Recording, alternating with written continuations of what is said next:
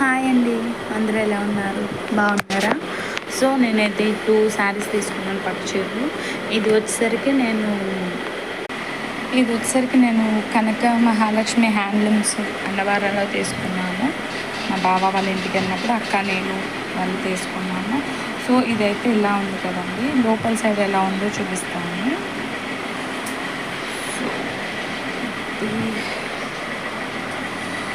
లోపల కూడా చాలా బాగుంది. సో ఇలా వచ్చిందండి లోపల కూడా. ఇదిగో.